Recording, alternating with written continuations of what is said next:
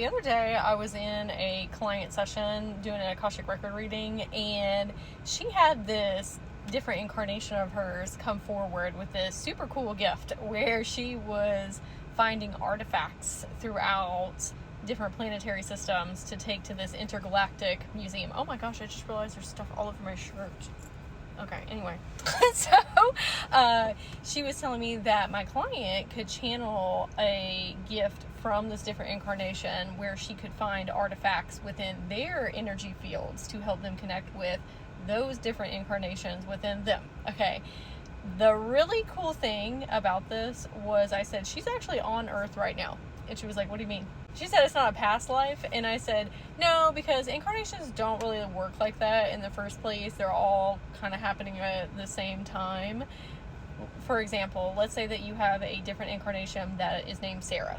If I went into your Akashic records, I could jump into Sarah's timeline and actually speak with her in real time as a little girl, or in her 20s, or in her later adult years, or even talk to Sarah that has already passed on to the other side into her next incarnation and pull her soul fragment through the etheric field to talk to her about her life that she had in her incarnation. So you can really blip in and out of any time, right?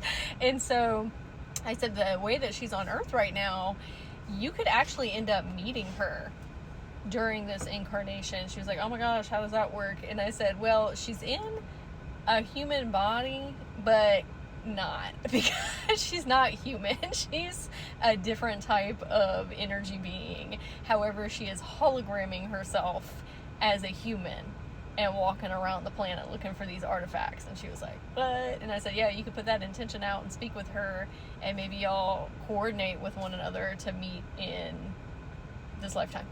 And she was like, oh my God.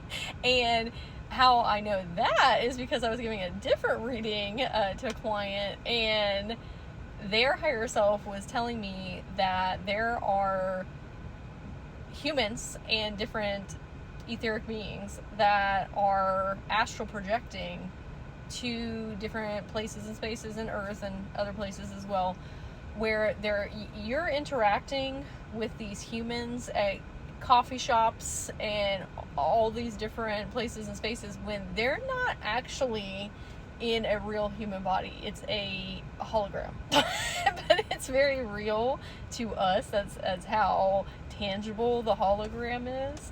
And some of these people are not actually from this time and space. They're from the future, they're from the past, and they're coming to study like different historical times. And I was like, what?